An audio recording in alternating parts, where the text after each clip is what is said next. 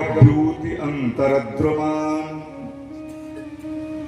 जब वो गिरी पतनात् तद्देह, उसका शरीर त्रिह गभ्यूत अंतरद्रुमान। एक गभ्यूत में दुई कोष होता है और त्रिह गभ्यूत तीन गभ्यूत, तीन दूनी छह ना, छह कोष। तो 6 कोष को आज किलोमीटर करिए तो कितना होगा? लगभग 18 किलोमीटर। और ये मैं नहीं कह रहा हूं, ये भागवत जी कह रहे हैं। त्रिगभ्यूत अंतरद्रुमान। इतने दूर के पेड़, द्रुमान माने पेड़ होता है, इतने दूर के जितने पेड़ थे वो सब चूरया मास राजेंद्र, सब चूर चूर हो गए पेड़। अब जब 18 किलोमीटर के पेड़ चूर चूर हो गए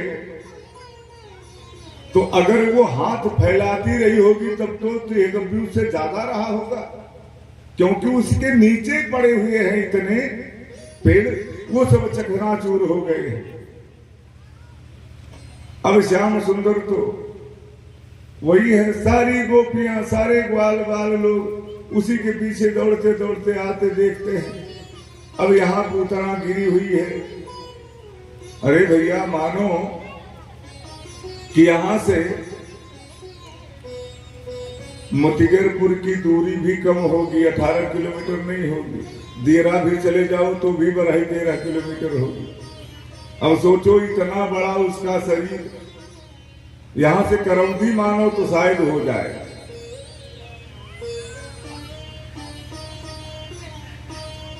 अब जब इतना लंबा शरीर था तो चौड़ा भी रहा होगा, ऊंचा भी रहा होगा। अब सब लोग श्याम सुंदर को खोज रहे हैं तो पा ही नहीं रहे हैं। तो किसी ने कहा, भैया पूतना के ऊपर भगवान होंगे, तो सीढ़ी पे सीढ़ी जोड़ी जा रही है उसके पेट पे चढ़ने के लिए, सीढ़ियों पे सीढ़ी। भैया जब 18 किलोमीटर का लंबा होगा तो 3.5 हाथ के जब हम आप हैं तो आधे हाथ से ज्यादा तो हम आप ऊंचे होते ही हैं। और किसी का हमारी तरह अगर उधर बड़ा हो जाता है पेट तो लगभग 1 हाथ ऊंचा हो जाता है। तो अगर वो 18 किलोमीटर की रही होगी, मानो आधा किलोमीटर ऊपर होगा, तो कितनी सीढ़ी जोड़नी पड़ रही होगी। सीढ़ियों पे सीढ़ियां जोड़ रहे हैं सारे लोग, किसी तरह से ऊपर गए। अब श्याम सुंदर को खोजा जा रहा है। श्याम सुंदर तो कहीं दिखे ना। अब सारे लोग इशारा करें, ना दिखो। तो श्याम सुंदर ने सोचा अपने मन में, ये तो गजब की लीला है। ये लोग अभी यही कह देंगे और चले जाएंगे, हम तो यहीं पड़े रह जाएंगे। अब मुझे बाल लीला करनी है, नहीं तो मैं स्वयं निकल जाता।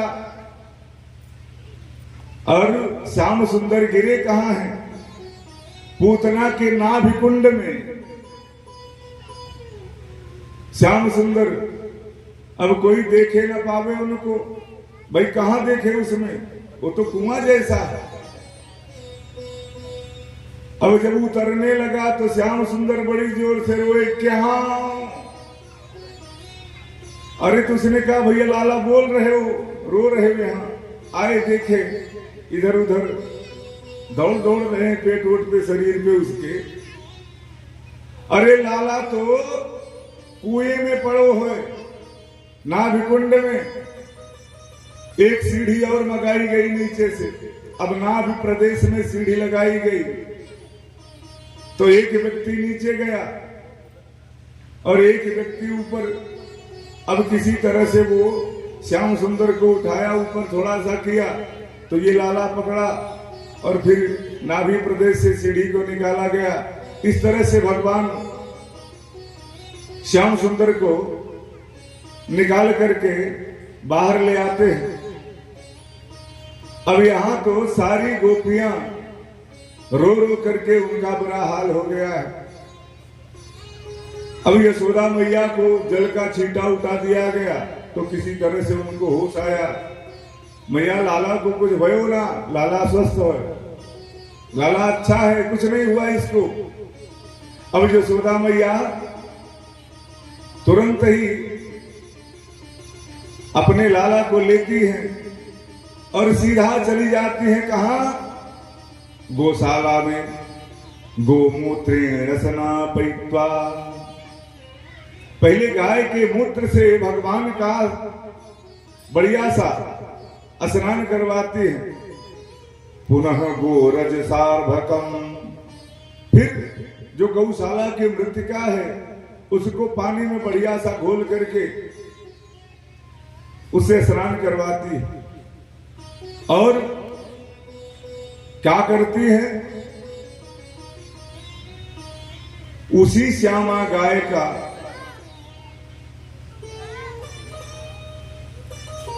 स्वागत करके उसके पीछे चली जाते हैं, उसकी पूंछ से झाड़ा लगाती, मानो नजर उतारने का मंत्र बोल रही हो।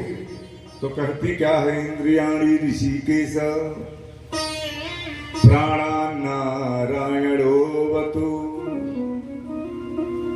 श्वेतदीपततः प्रभु। हे जगत के साक्षात नारायण, हे श्वेत दीप पर निवास करने वाले नारायण, इसकी इंद्रियों की रक्षा कीजिए, इसके प्राणों की रक्षा कीजिए। और ये 8 श्लोक है, अगर दीपावली के दिन कोई भागवत जी से याद करके जगा ले तो इससे बढ़िया नजर उतारने का कोई मंत्र नहीं है। नजर हो चाहे टोना, अगर गैया का पूंछ पकड़ के या मोर की पृच्छ लेकर के, मोर की पूंछ लेकर के शरीर को 7 बार गोठ दिया जाए तो कैसी भी नजर टोना हो सब उतर जाता। मैया इस तरह से कर रही है। और उधर अब सब लोग सोच रहे हैं कि कैसे इसका अंतिम संस्कार होगा। अगर नहीं किया जाएगा तो भैया तो ये दिन में तो नकुराना दवाई है। सब लोग विचार कर रहे हैं। और वहां गोकुल में नंद बाबा से कहते हैं वसुदेव जी कि भैया मुझको तो ऐसा लगता है कि उत्पातात गोकुले, गोकुल में कोई उत्पात हुआ है, इसलिए आप जाकर के जल्दी से अपने घर को देखें। अब नंद बाबा तो सोचे बुढ़ाई देना में लड़कियों मिला, उत्पात हो रहा, चलो जो सामान खरीदे तो खरीदे और बाद में ले आएंगे, चलो आज चलते हैं। तुरंत ही छकड़े पर सवार हुए, बैलगाड़ी पर, और वहां से चल देते हैं। आते हैं तो यहां मार्ग ही अवरुद्ध है। उधर से बोलते हैं अरे भैया ये क्या हो गया? नंद बाबा तो उस पार हैं जहां पूतनागिरी है, तो नंद बाबा उस पार है, रास्ता इस पार आना है नंदगांव में, और बीच में तो पहाड़ है ना, पूतना का शरीर। अब इधर उधर से कोई जाकर के बताया नंद बाबा ऐसे ऐसे हो गया, देखो ये। तो सारे लोगों ने नंद बाबा से कहा भैया क्या किया जाए? नंद बाबा भी विचार कर रहे हैं कि भैया जब तक एक ने कहा एक काम करो, कुल्हड़ी ले आओ और काटो, काट काट करके छोटा करके चिता बनाओ, जलाओ।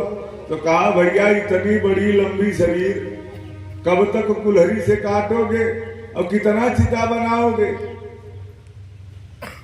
तो कहा तब क्या किया जाए? तो कहा ये अपनी चिता का इंतजाम करके मरी है। कहा क्या? कहा जितने बड़े बड़े पेड़ हैं त्रिहगव्यूत अंतरद्रमान, जो इतने 18 किलोमीटर के ये कंस की बगिया, उसमें अमृत फल होता था, तो वो कंस की बगिया है, वही सब चकनाचूर हो गया है। तो इसने तो मानो अपने लकड़ी का इंतजाम कर लिया है, मात्र किसी तरह से इसी में अग्नि लगा देना, और जब आग लग जाएगी तो इसमें इतना ज्यादा पेड़ गिरे हैं कि ये खुद ही जल जाएगी, किसी को जलाने की जरूरत नहीं होगी। नहीं तो कहां तक इतना लकड़ी लगाओगे और जलाने का प्रयास करोगे। तो मानो नंदगांव और गोकुल के सारे लोग मिल मिल करके एक एक जगह आग लगाने का प्रयास कर रहे हैं।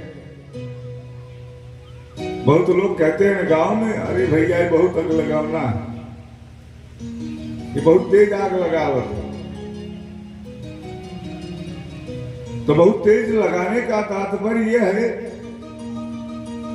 कि कभी कभी एक लोग एक माचिस से कई दीप जला लेते हैं, और कोई कोई तो है कि एक माचिस जलाए तो एक को दिया नहीं जला पाते। तो आज यहां नंदगांव के लोग पूतना के शरीर में अग्नि लगा देते हैं, और जब अग्नि लगा देते हैं चारों तरफ से, और उसका शरीर धू धू करके जल रहा होता है। अच्छा देखिए, इसमें सब लोग लगभग ऐसे होंगे जो कि गांव में लाश को जलाने हेतु गए होंगे। तो जब लाशें जलती हैं तो बड़ी दुर्गंधी फैलती है, इसीलिए घी वगैरह डाला जाता है ऊपर। और अब तो एक पता नहीं कौन सा वो पाउडर है आता है, उसी को लोग फेंकते रहते हैं तो दुर्गंध कम आती है। उस समय जब पूतना का शरीर जल रहा है तो परीक्षित जी को सुना रहे हैं सुखदेव जी, कहते हैं महाराज, दह्यमानस्य देहस्य धूमस्यागरु सौरभा। जब उसकी शरीर जल रही है तो उसमें से धूमस्यागरु, जैसे अगर तगर गूगल हम लोग हवन करते हैं और वो सुगंध निकलती है, केसर मिली हुई, कस्तूरी मिली हुई, जब आहुति देते हैं तो उसकी सुगंध फैलती है। तो कुछ लोग सोचते हैं भाई देखो इनके यहाँ हवन हो रही है, मानो आवाज बाहर ना सुनाई दे। जैसे पहले जब घर में मस्का से घी बनाया जाता था तो पूरा गांव जान जाता था कि आज किसी के यहाँ घी बनाया जा रहा है, खरया जा रहा है। लेकिन आज तो दाली मोहे दरिये डाल दो तो पता ही न लगे कि घी पड़ा है कि रिफाइन है। हाँ, कुछ नहीं पता चलता।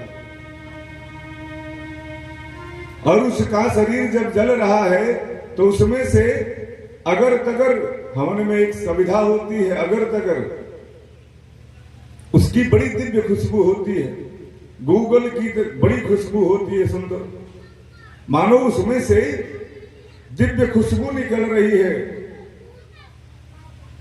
तो परीक्षित जी ने कहा कि महाराज पहले तो ये बताओ कि ये पूतनवा कौन थी, पहला चीज, और दूसरा चीज की जलने पर दुर्गंधी निकलती है तो ये सुगंध कैसे निकल रही है।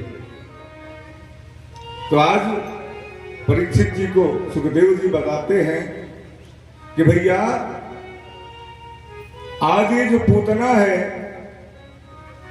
ये भगवान का जब वामना अवतार हुआ था तो राजा बलि की पुत्री थी,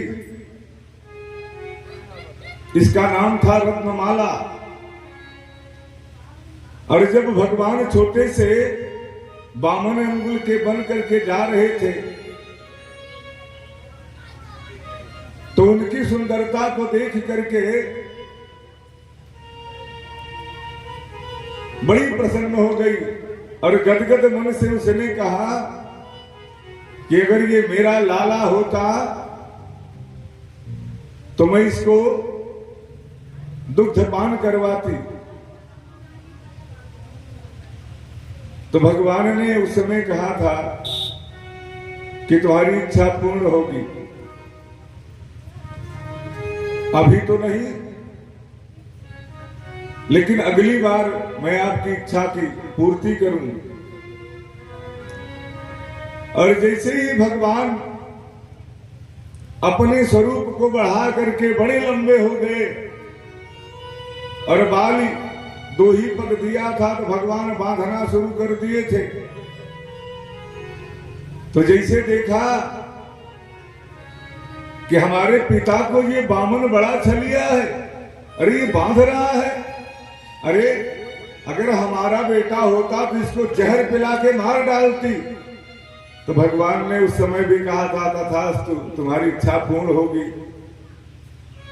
तो भगवान इस समय पूतना का दूध भी पिए और जहर भी पिया। तो सुखदेव जी कह रहे हैं भैया अब उसका मरना और मरने के बाद दुर्गंधी ना आना उसका भी राज है, उसका भी कारण है। कहा क्या? कहा एक तो देखो पूतना लोक बालघनी, वो कोई पवित्र तो थी नहीं। अरे जगह जगह के छोटे छोटे बच्चों को मार डालती थी और जाति भी उसकी अच्छी नहीं थी, राक्षसी। कर्म भी अच्छा नहीं था, रुधिरासना, वो रुधिर और मांस का भक्षण करती थी।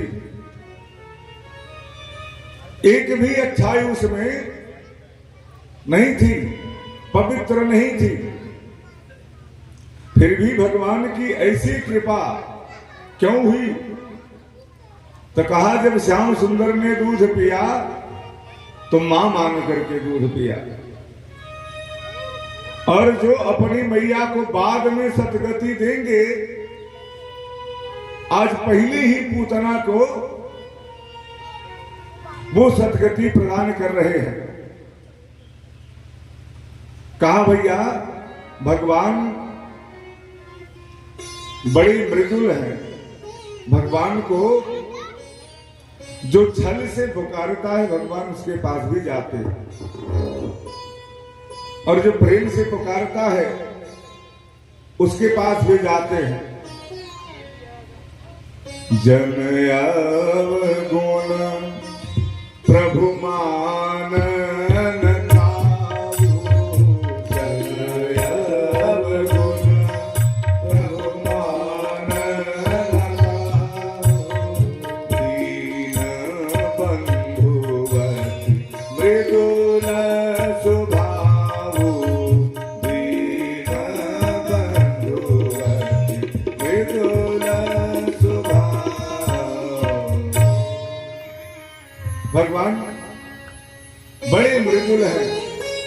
भगवान को जो जिस भाव में पूजता है, जिस दृष्टि से देखता है, भाव को भाव बहन ख्याल सहूं, नाम जपत मंगल तिसित सहूं। भगवान को जो जिस भाव से पूजता है भगवान उसी भाव में मिल जाते हैं। और इस तरह से अब आज बड़ा सुंदर अवसर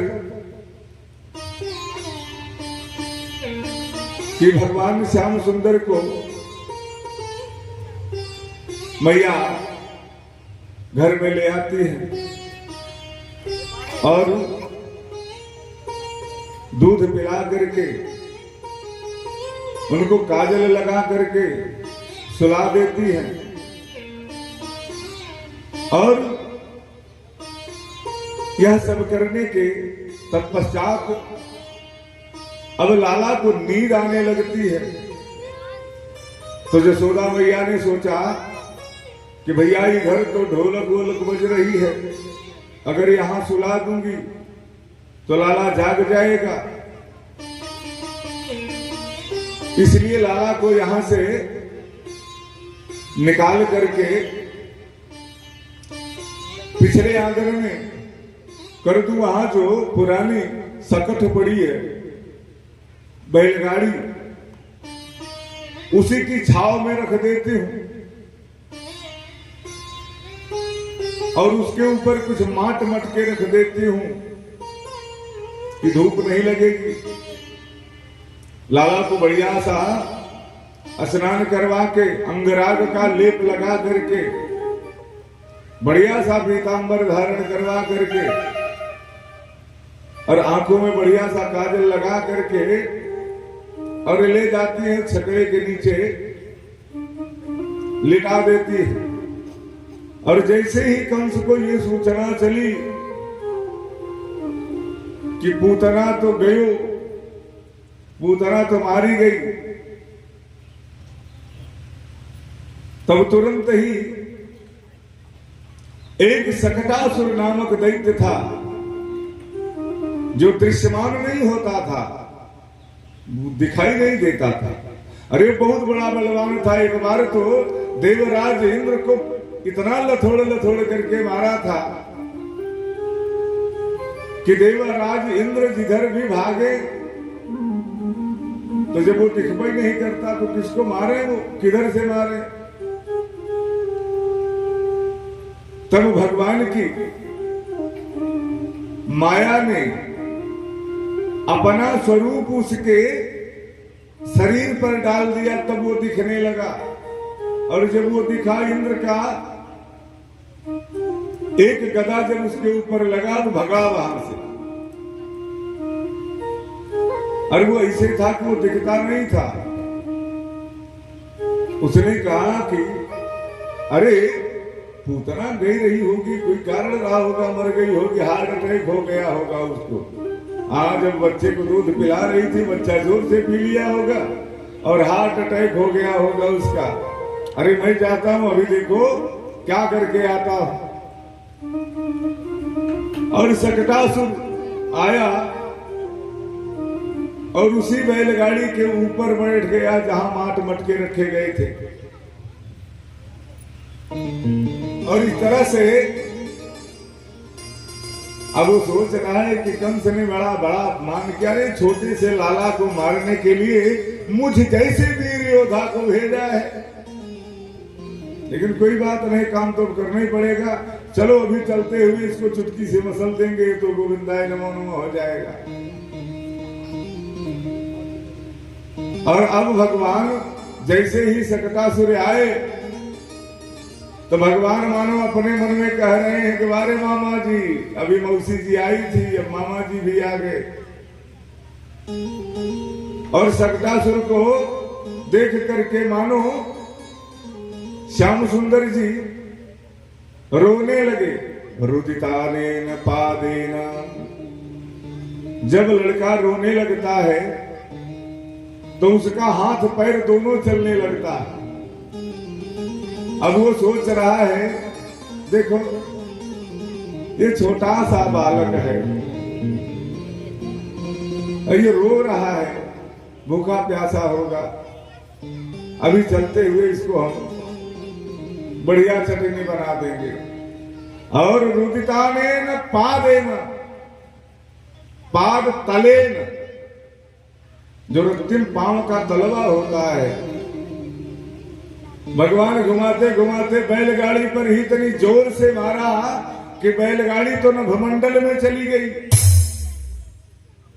और अब वहां से घूमती घूमती गिरती, अब सकटासुर को संभल नहीं पाया उस पे। अब जहां बैठा था वो भी इधर उधर घूमते और जमीन पर पहले सकटासुर गिरा, फिर वो उसके ऊपर बैलगाड़ी, और बैलगाड़ी में जो आगे स्टैंड लगता वही जाकर के उसके शरीर पर गिरा और उसका हो गया गोविंदाय नमो नमः। बोले वृंदावन बिहारी लाल की।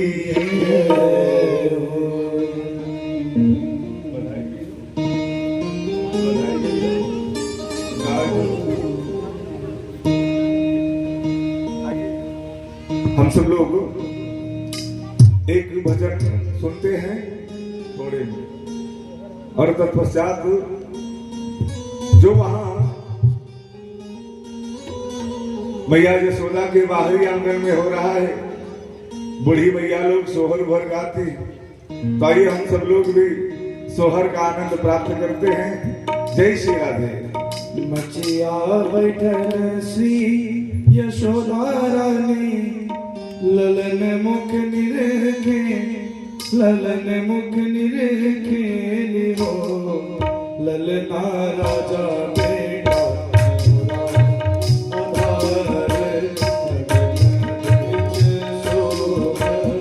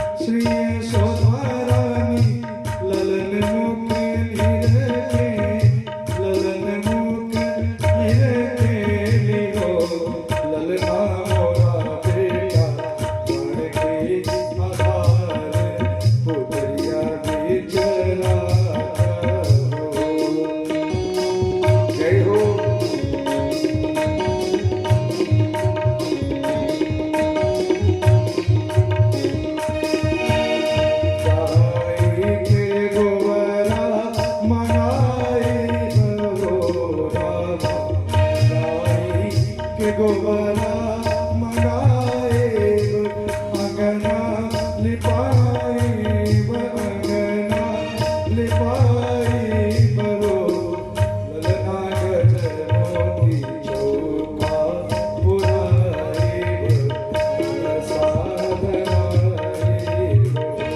ललना गजमोती चौका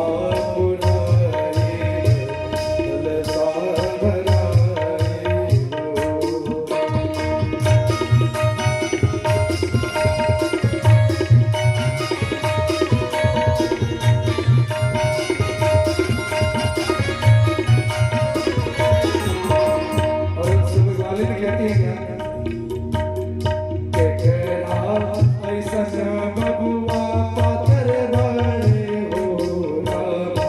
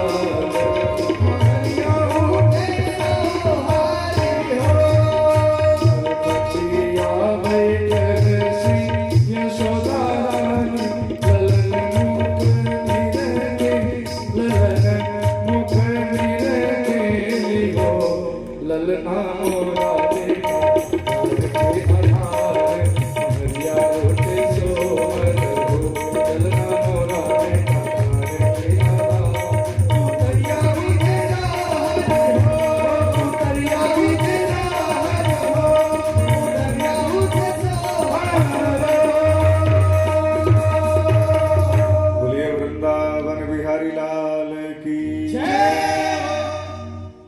अब एक दिन मैया यशोदा अपने कार्यों में व्यस्त थी। एक दिन मैया यशोदा एकदा रोहमारूढ़ं लालयन्ते सुतं सती गरिमाडवोढुं शिशोर न सेहे गिरिकूटवत्।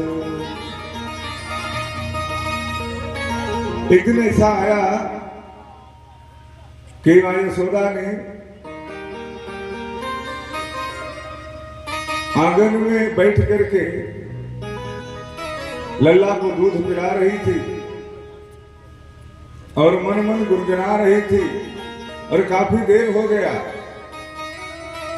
तब तक श्याम सुंदर ने ऊपर देखा तो आज कंस का भेजा हुआ एक और दैत्य आ रहा है। तो श्याम सुंदर ने सोचा मैं अकेला रहूंगा तब तो काम बना लूंगा, और अगर मैं मैया की ही गोद में रहा तो मैया को भी बचाना पड़ेगा, अपने को भी बचना पड़ेगा, इसका काम तमाम भी करना पड़ेगा। तो कोई कार्य किया जाए। तो आज भगवान अपने वजन को बढ़ाना शुरू कर देते हैं। गरिमाण मारूढ़ इतना जो वजन बढ़ाना शुरू कर दिए कि मैया जो गोद में ली है अब उसको लग रहा है कि हमने कोई पहाड़ उठा रखा। अब मैया आश्चर्यचकित हो जाती है, अरे मेरा लाला तो अभी फूल सा था, इतना वजन कैसे हो गया। तो भगवान ने अपनी माया से कहा कुछ बुद्धि बदलो नहीं तो मामला गड़बड़ हो जाएगा। माया ने तुरंत ही मैया के ऊपर सवार हो गई। मैया ने कहा हो इतनी देर से दूध पी रहा, तभी तो इसने बहुत ज्यादा दूध पी लिया है। एक काम करो इसको यहीं उतार देती हूं, अभी कुछ देर मिट्टी में रहेगा इधर उधर तो दूध पच जाएगा, तब तक मैं भीतर का काम देख लेती हूं। और वहीं उतार करके श्याम सुंदर को चली जाती है घर। और इतने में ही भूमौ निधायतं गोपी विस्मिता भार पीड़िता। अब जैसे ही यशोदा जी भीतर गई तैसे ही चक्रवात स्वरूपेण जहारासीन वर्भकम। चक्रवात हम लोग देखते हैं कि कभी कभी गर्मियों में ऐसे गोल गोल घूमते हुए हवा, अरे वो तो कभी कभी बहुत बड़ा बड़ा चीज भी उसी में घुमाने लगता है। कभी कभी तो हमने तो देखा है कि ये जो धान का वो आटा बनाते हैं पेड़ा का, वो बड़ा बड़ा पेड़ा का आटा भी उसमें बड़ी दूर तक उड़ जाता है। और वो उसी स्वरूप में आया नंद के आंगन में, और जहां भगवान श्याम सुंदर बैठे थे वहीं गोल गोल गोल गोल घूमने लगा और उठा करके वो दैत्य श्याम सुंदर को अपने कंधे पर बिठा लेता। तो श्याम सुंदर भी एक पैर बाईं तरफ एक पैर दाहिनी तरफ करके और उसका सर पकड़ के बैठ जाता। अब ये तो उड़ा, अब वो सोच क्या रहा है कि ले चलो इसको मथुरा में मारूं। इतने लोग जो आए बोले अरे तो बहुत बलवान है, अब बताओ छोटा सा बालक है, अरे एक अंगुली लग जाए इसको तो इसका हो जाएगा प्राणांत। अब वहां सबको दिखा करके सबके सामने मारूंगा। जैसे ही मथुरा की तरफ बढ़ने को हुआ तो भगवान ने कहा उड़न खटोला तो बढ़िया था, लेकिन अब ये गलती कर रहा है।